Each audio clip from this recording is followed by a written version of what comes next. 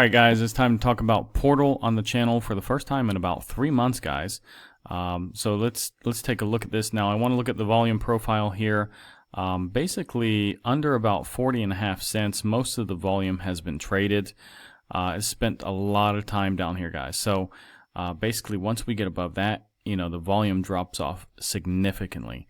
Now let me get rid of the volume profile here, and I kind of want to zoom in here.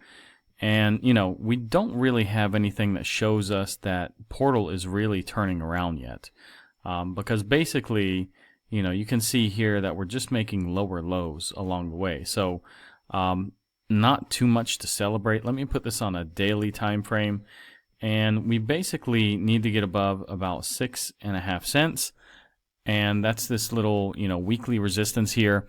Now after that, we do have this trend line to contend with.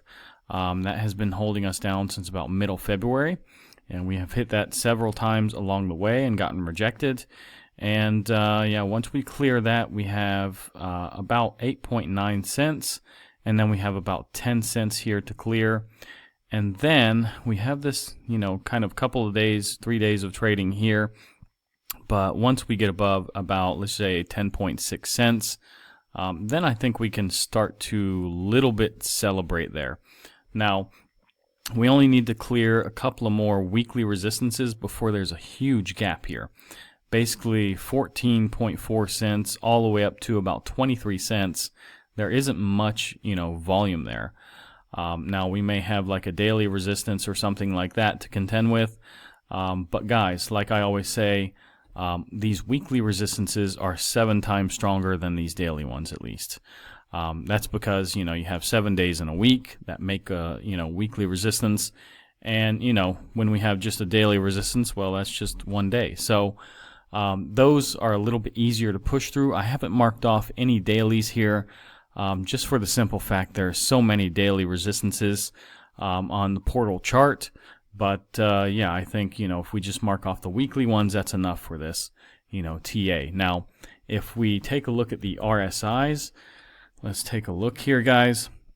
Now, the RSI on the daily, actually they both look pretty good. RSI and Stoke, they're both pointed up here, so that's fine.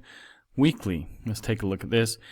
It is crossing to the downside here on the Stoke, and the RSI is pretty low, guys. It's kind of flirting with being oversold.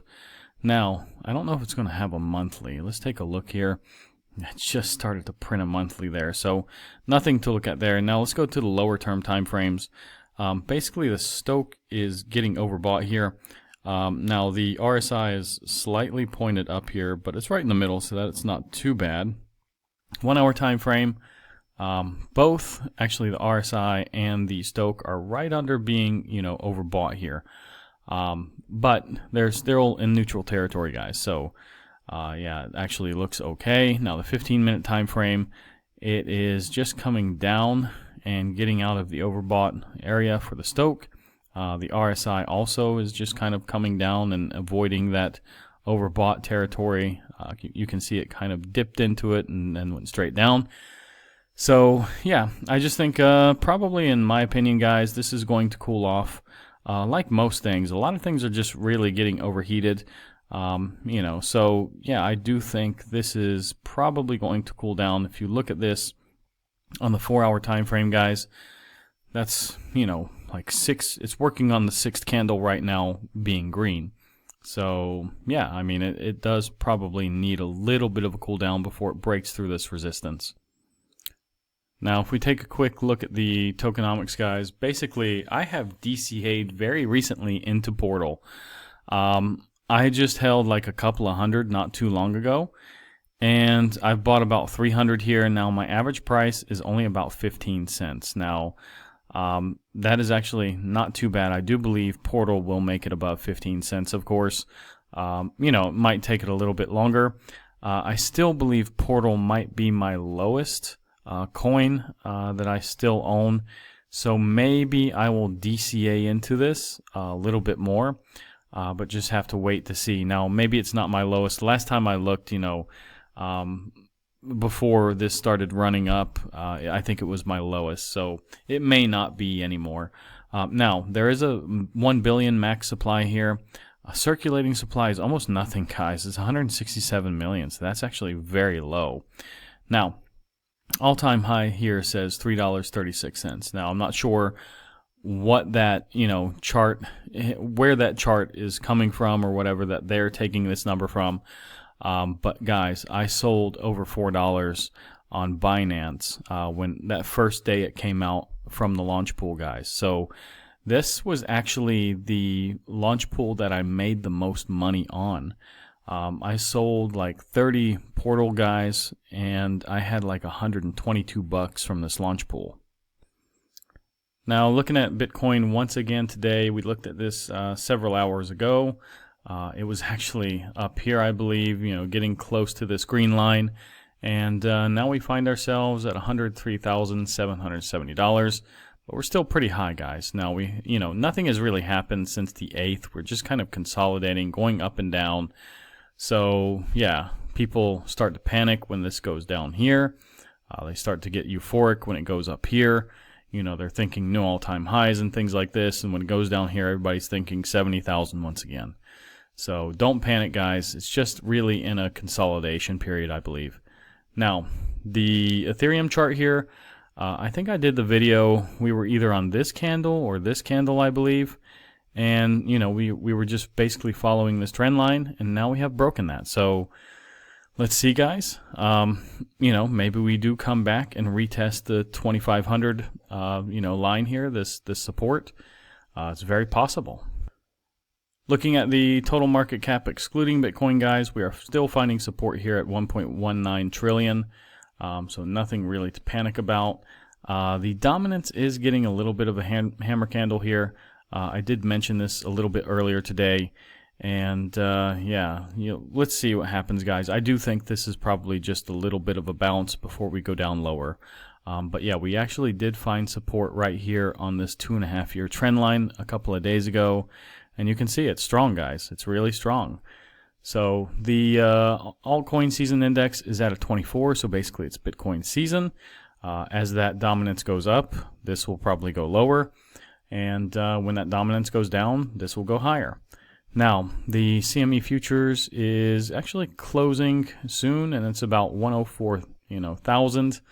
And the dollar index is kind of getting a little bit of a doji candle, we can say, but it's green for today. But basically, it's under 101.15, and it's just been consolidating here for a few days.